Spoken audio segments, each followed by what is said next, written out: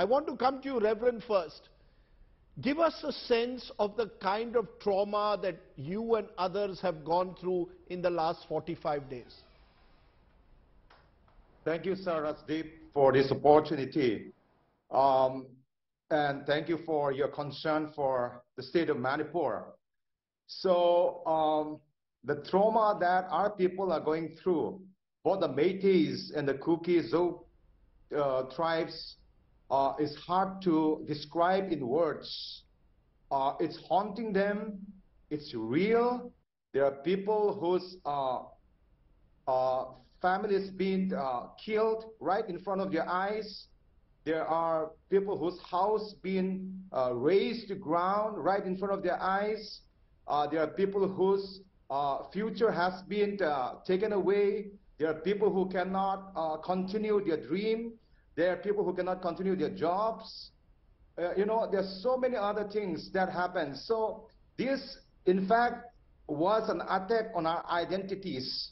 So our physical identity that was given to us by God, but also our spiritual identity that we choose to believe. And so how many people are with you in this relief home? How many have escaped with you? How many men, women, and children are there at the moment? So at this point, we are close to 80, and we have about 38 women, and we have kids as young as 1.5 years to adults as old as 70 years old. All the kids are futureless in the sense because they cannot continue their studies. The young people cannot continue their colleges. Some needs to flee from their respective jobs and homes. So we are dealing with those 80 people at the relief home, and this relief home belongs to, is part of the MTFD, but also is in collaboration with the Evangelical Free Church Fellowship of India. Right. And not just the 80 people staying with us, there are close to about 700 to about 1,000 of people being displaced people in the capital city of India right now. Okay, I'm going to actually, I'm just stopping you for a moment because we will have a story on that, on displaced people in a moment. But now, Ram Kimi Devi, tell us your story. You've come here to the national capital with your 15-month-old baby. What happened? Why were you forced to leave? Give us what happened. Hi, actually I am from Chorchandpur, and unlike the other group, I don't have the privilege, we Meitei don't have the privilege or the finance to come to the Delhi. Luckily, my sister sent the ticket for me because she was concerned for my baby, 15-month-old baby, because she knows that I'll be facing problems staying in the Moirang relief camp. So she booked the ticket for me. That's how I came. And what happened? You know, were you driven out of your house in sorry, ma'am. Were you driven out of your house in Churachandpur? What happened? Yes. Well, my house was been burned down on 3rd of May at around 10 p.m. And when we called for the police, police was telling us that आज रात के लिए तो तुम लोगों को देखना पड़ेगा. And later on, around 1 o'clock, we were together. Like our locality is called Jaubeng, so we were together.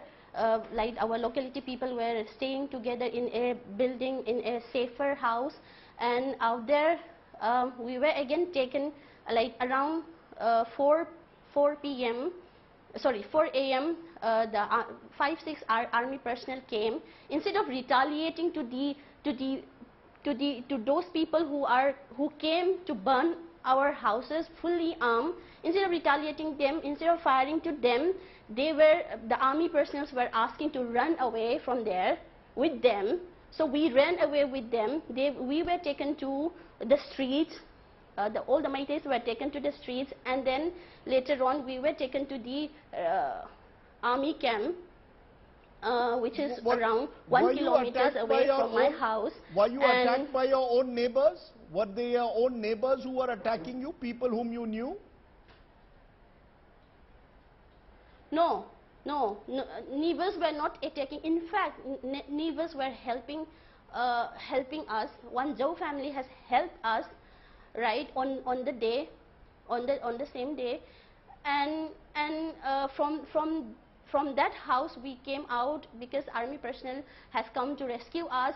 So we were taken to the army camp of Chorchandpur, Assam Rifle camp in Chorchandpur, and then later on on March 7, we were again taken to the Moirang relief camp.